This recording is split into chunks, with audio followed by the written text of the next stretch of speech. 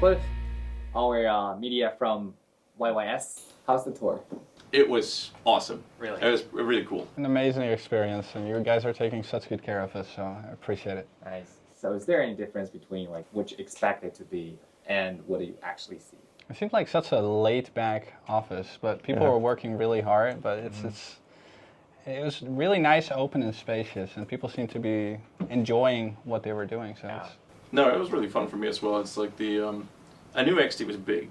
I mean, it felt bigger than I thought it was going to be, which is really cool. Cool experience with the whole office and everything that you guys got going on. It was really nice. Is this your guys first come to China? Yes. Yeah. Okay. For me, it's like I've been to Singapore, and that was a really cool cultural shock for me, with how clean everything was and the way people treat each other and the level of respect. That was really cool. And then I got to Shanghai and I had no idea how it was here, and I had the exact same experience. It was really cool. It feels really futuristic and sci-fi. Like there's not a single. You might have seen one gasoline scooter. Insane. Everything is electric. The air feels fresh and whatnot. We don't even have that in smaller towns in Sweden where I'm from. So it's like. And it's so quiet. I mean, it's 25 million people in Shanghai, right? Yeah, it is. Yeah. We go on the street, even though there's a lot of people, everyone's just to themselves. It's kind of quiet. You don't hear like a lot of shouting or crazy car noise Probably or because revving we engines. haven't been to those busy places. Yeah. You will see Like, what yes, people, like- mountain people see actually looks like. They gave us a good first impression. No, absolutely. So, by the way, is that the first time you play Torchlight Infinite? No. I've played it before, but it's usually off stream. I've played since Dark Search. That's season A 2. lot more Season easy. 2, and Black Sail was fantastic as well. So I've played a lot since then. Some on stream, a lot off stream. It's been very fun so far. It was fun to experience the progression from how that was when I started to where it's at right now, and what we saw in the office is it's looking fun. So when the first time when you played, so what kind of difference you feel from the game? Because you guys play a lot of these kind of games, right?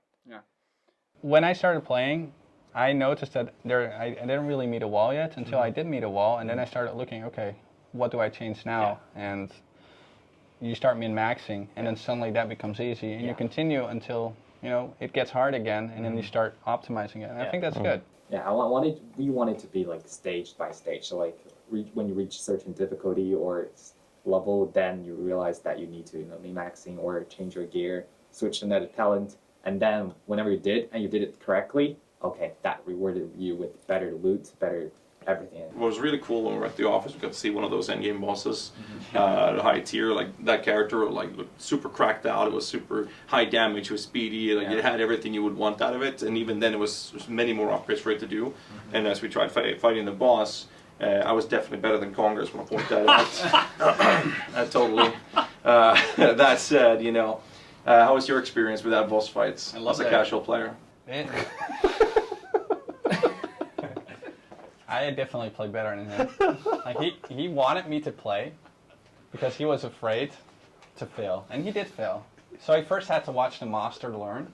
But it was great. It was really good. It was really well telegraphed boss, and you definitely feel a sense of progression. It's the kind of boss I would probably sit down for 8 hours until he's dead. Like Elden Ring style. Yeah, Elden Ring style. Like I can't stop. But that's a personal flaw. What do you think is the key part to define these kind of games, like Torchlight, like Pathway Cell? I would, on a broad scale, still label Torchlight as an ARPG game, but I think the it's progression definitely- looter is a pretty good description, and then there's the RPG element in it, because like the core gameplay is still, you're doing maps, if you will, as everyone refers to, and as you progress your character, then you have the RPG element with the character progression, skill tree, your spirit pets, your gear progression, all those things. I mean, it checks all the boxes for an ARPG, but I mean, it's so broad these days, like you said, some people may RPG refer is just to a really old term. Devil May Cry and stuff like that. So I mean, and then you go all the way back to like Diablo 1 and 2, and that's vastly different to D4, PoE, Last Epoch and stuff like that as well. So I mean, it's the scale, the broad perspective on RPGs is very, very large these days. So progression and loot, which part do you prefer?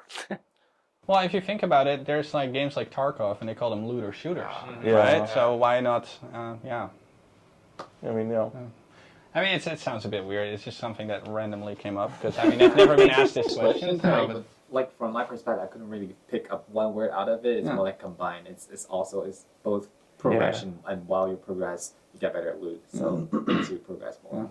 No. Progression, Slayer, Looter. Anyway, that sounds like I like to keep things simple. Or so just that- simply grinding something. Yeah. Yeah. But which part do you prefer more? Like you want like the planning for your build, or you want to to grind for the loot, or you? I mean, it's more fun for me playing RPGs games in general, where you actually your performance is what dictates and gives you the reward for your time invested. And you know, we have other games like Path of Exile 1, for example, where most of the times I make currency or my rewards is based off me literally crafting in my hideout. I'm not playing the game. I'm just doing that to get my wealth, which is fun to some degree. But it's not. I'm not really playing the game in that sense. But in Torchlight, I'm more incentivized to play the game to get my rewards, and I think that's really nice. So that's kind of where I'm at. Yeah, for me as well. I usually pick a build that I want to plan, an ability or a class, and then I really just expand on that. And if I like it, then there's no end for me. I will make a character as perfect as it can get, and that's what I really love. Like usually in RPGs, it's near impossible to make a perfect character, and I like to challenge that to try and make it perfect. And, the past few seasons that I've played with different ARPGs, I think I've gotten pretty close. So, yeah, no, I really enjoy that, and I usually end up playing longer than anyone else. Like old people move on to different games, and I'm still grinding because I'm not done. I just want to keep going. So I think that one of the biggest questions I have is, or we have rather, is whether or not there's an interest for XD to split the client to have Chinese being isolated only for Chinese realm, if you will, or Asian part of the industry, and having a separate client that is for the Western side of it. So let's start with the RMT. So basically, the clients, more specifically, I would take that as different trade houses because that's probably the only thing that was connected, right? Yes. And the thing is, in the past, not only the China server, but like the worldwide server, the Asian server, European server, and the American server are all separated. And the thing is, the trade house does not work if there's not enough players in it. Of course. So that's one of the consequences where we do not want it to see, because that's even worse than the current where players could do RMT, where they're traders that only sits in the trade house and do trades all day. So that's even worse than that, because when it comes, so there's no items in the trade house. That's what happens when it originally starts, where not all trade houses are all connected. And whenever there's something that you want, the price is skyrocket. It's not even like the reason of RMT or so. So that's why we put them all together and make the trade house worldwide. So like, since there are more players in it, all the items in the trade house, and you can grind for what you want, and the entire fluctuation of the prices of each item, so it will be more stable. We can also control like the creation of flame elementium or the items more, make it more under control. So that's the reason why we make it all combined together, and that's our general thought on those. Okay, so a follow-up question to it. And there are no plans right now to it. I guess another follow-up question just to get a good answer on it. Are you opposed to the idea, or that's a hard no, it will never happen, or it's something that you might consider further down the road? Us would definitely consider that, because in the past it's one of those solutions to why there are not enough items in the trade house, and we have to do it that way just to make sure like everyone's having a great gaming experience. So something I've experienced, and it's once you reach the highest endgame Pinnacle Farming in the Nether Realm, the reward structure of that, you can spend quite a few hours farming in a day, and you can make 1,000 elementium, even more than that, right? But if you're like 1 or 2 steps below that, you're not making thousands, you're making maybe a couple of hundred. So the differences between those stages are so incredibly large. Is that something you want? The direct answer is we try to make it balanced. It's not like what we want that super pro players can grind, like 2,000 FE or more, 10,000 FE a day, and then other players can only grind like hundreds. That's not what we want. So that is probably one of the major changes we made the last few seasons. We are trying to add more drops for players who reach probably time mark 8 or even pro from time mark 8. So we're trying to make those really pro players, they can grind more, but with high investments. Yeah. So that's why we add more compasses, and in the next season we're adding a new item which could efficiently increase the difficulty of the higher deep space drops along with better rewards. And that is the option that we provide with the best players, with the best gears. Is there any plans to balance the offensive and defensive abilities more? Because a lot of defensive stuff is locked behind a lot of FE.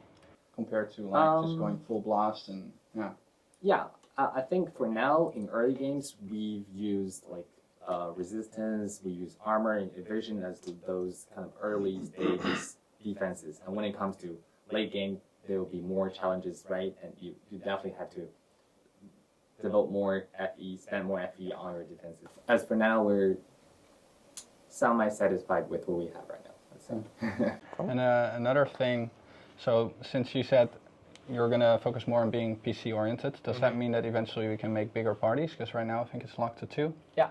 Definitely. Like, I'm not a party player myself, but Yeah. some of my viewers are. Yes. Like, people have been And asking for it. Potentially more co-op plays, even though like we do have like a co-op tower defense activity last season, but you know, I think our players don't like those.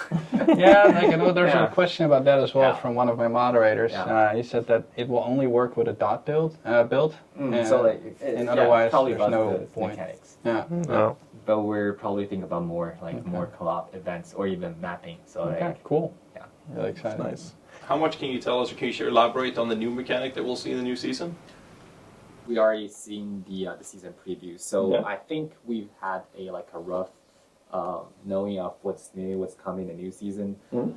So first off, the new season mechanic is something like you build your own town. It's like a simulation game where you just simply farm for resources in Netherrealm. You don't have to do anything. You just kill mobs, and then the resources will come into a bag, and then you can use those resources to grow your own town.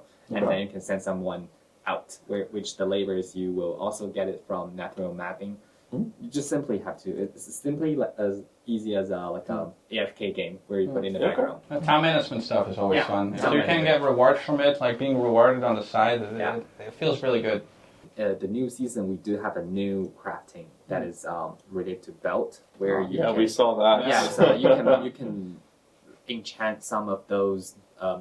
Early game, it will be talent nodes, it will be some blessing stats on it, which is good. But in late game, you can even enchant hero traits on those. oh wow. Yeah, Yeah. let's say you're Rihan 1 and you want to play blood consume build, and then you can enchant like a Rihan 2 hero traits on it, which converts your resistance to health, something like that. You can try a lot more different builds, but it will be expensive. It's So what's the balance approach? Do you guys want all of the builds or all of the classes to be able to perform at the very highest level, or are you okay with some classes maybe struggling on the highest end and will be able to maybe hit that time mark 8, but you can't really juice them up that much? Like, what's the balance approach? So our goal is what you talked about at first, which we want everything to be viable. Like every single hero trait should have at least one build to build the end game.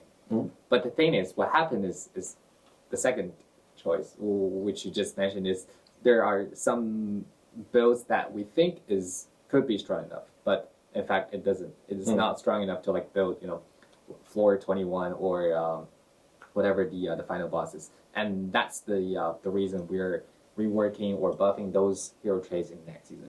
That's fair. I want to circle back to balance and between classes. How open are you guys to mid-season balance changes, or do you guys only want to do the changes between the seasons on the launches? I think for buffing, it will only happen before the season launch. Okay. But for nerfing, like everyone's hate, we are trying to avoid nerfing mid-season as much as possible. But for those who break the line, break the balance, I think it will be Yeah, sports. Yeah, that's fine. We don't want those everyone start to play one build because that is cheap and powerful, and that is not what we want. It would simply destroy this season, and that's one thing we will hotfix mid-season, and the rest we'll just leave it there and let's wait until the next. Well, thank you for having time for us. Yeah, we definitely have more time. It's more like a casual talk.